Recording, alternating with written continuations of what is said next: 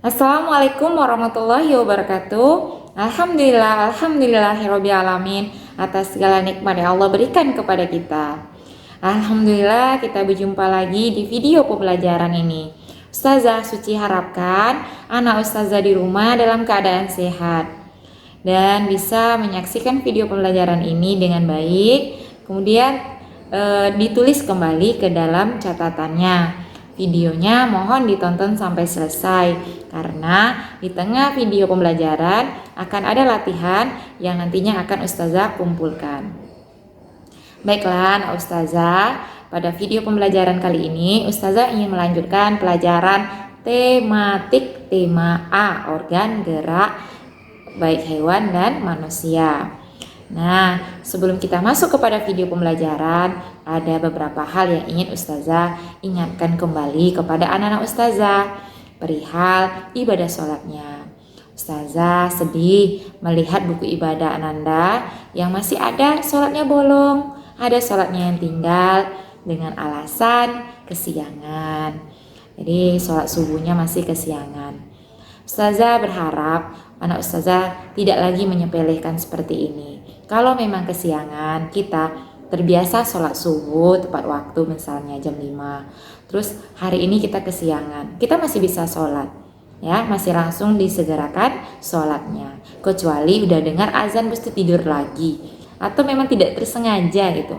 Jadi ustazah harapkan anak ustazah tidak lagi meninggalkan sholat. Karena sholat ini bukan perkara mudah, bukan perkara sepele, bukan perkara yang bisa dianggap biasa saja. Ini adalah ibadah sholat wajib. Kemudian ada ibadah sholat duha, salah satu amalan sunnah yang mana jika di sekolah anak-anak ustazah tidak pernah meninggalkannya, selalu mengerjakan bersama-sama. Walaupun kita belajarnya tuh lewat pembelajaran video dan anak ustazah beradanya di rumah, ibadah duhanya juga ustazah tetap pantau. Ustazah lihat ada beberapa anak yang meninggalkan ibadah duhanya. Berarti amalan selama di sekolah ini tidak masuk ke dalam dirinya dan tidak menjadi kebiasaan gitu. Kemudian zikir pagi dan petang. Zikir pagi petang ini bukan hanya sekedar amalan sunnah, tetapi juga sebagai benteng untuk diri kita dari hal-hal yang tidak diinginkan. Baik dari perkara yang berasal dari kita, hal-hal buruk yang datangnya dari sifat kita dan sesuatu penyakit. Itu bisa dengan zikir pagi dan petang. Kemudian Murojaah itu untuk antum juga kelaknya, karena tidak mungkin kita sholat itu dengan hanya bacaan yang itu saja. Tapi dengan murojaah, bacaan antum tentunya akan semakin baik, kemudian hafalannya juga akan semakin kokoh. Baiklah anak ustazah harapkan anak ustazah bisa menyaksikan semua video pembelajaran ini sampai selesai, baik itu video ustazah Suci maupun video guru-guru lainnya. Anak ustazah, selamat menyaksikan video pembelajaran dari Ustazah Suci. Baiklah, kita masuk ke materi pembelajaran tematik. Tematik tema A, kelas 5 dengan Ustazah Suci Hardianti. Tema A, alat gerak hewan dan manusia. Pada materi berikutnya kita akan belajar tentang gangguan pada organ gerak manusia, sendi gerak, dan nanti akan ustazah selipkan latihan. Gangguan pada organ gerak manusia. Nah, salah satu organ gerak adalah tulang. Ini adalah penyebab terjadinya gangguan pada tulang belakang. Pertama, posisi duduk yang tidak benar, yaitu tulangnya membungkuk, tidak tegap, lalu membawa barang atau benda yang beratnya berlebihan secara terus-menerus. Seperti di gambar, seorang anak laki-laki membawa tas yang begitu banyak isinya, dan jika ini terjadi terus-menerus akan mempengaruhi posisi tulang belakang. Nah, Seperti pada gambar berikutnya ada kifosis, kemudian lordosis, kemudian skoliosis. Ini adalah gangguan pada tulang belakang.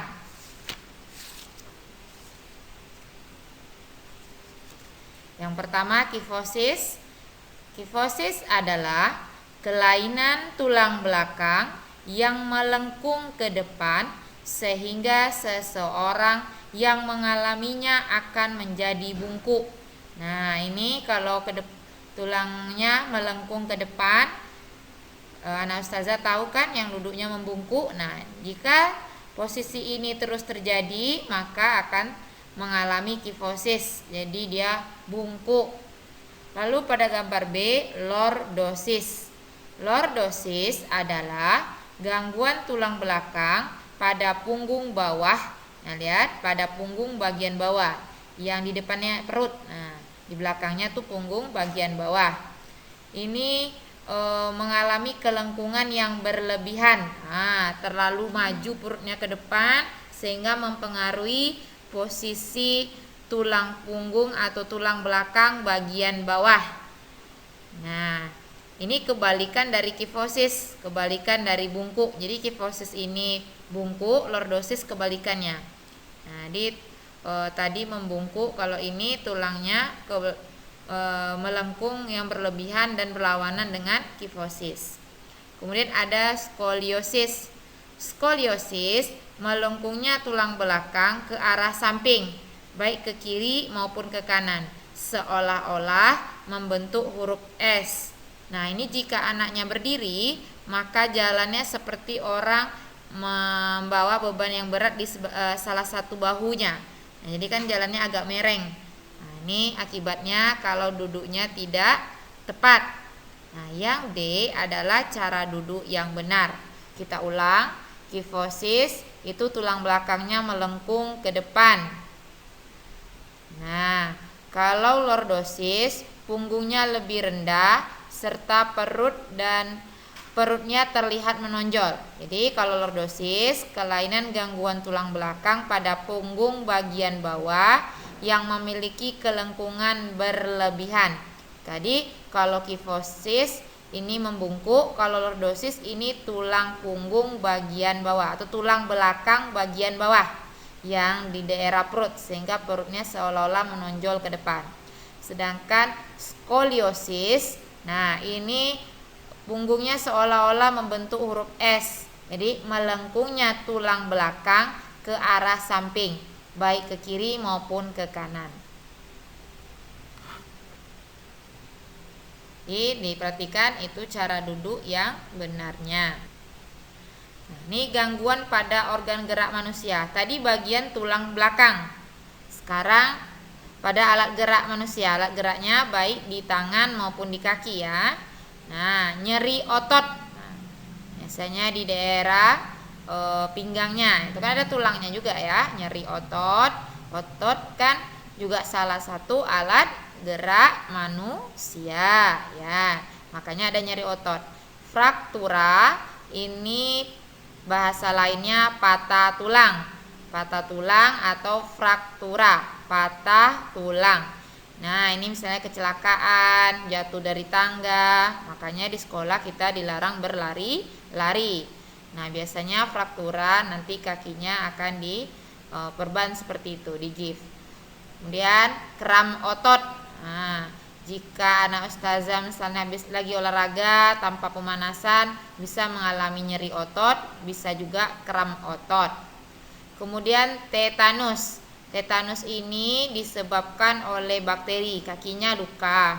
Kemudian lukanya itu dimasuki oleh Clostridium tetani. Jadi nama tetanus diambil dari nama bakterinya tetani. Misalnya anak ustazah terpijak paku yang berkarat, lalu terinfeksi. Nah, ini harus hati-hati jika terkena benda-benda yang berkarat atau benda-benda besi, langsung kabari ke orang tuanya. Biasanya di rumah sakit akan diberi suntik tetanusnya supaya tidak bakterinya tidak berkembang di bagian luka. Kemudian kaki terkilir. Nah, lari-lari di sekolah, nggak tahu ternyata ada tangga kecil. Nah, terkilir kakinya. Kemudian polio. Polio ini dia yang mana bagian kakinya yang satu normal, yang satu lagi tidak normal. Coba perhatikan. Kaki anak itu satunya besar, satunya kecil. Jadi apa itu polio? Polio adalah suatu kondisi mengecilnya otot karena serangan virus polio.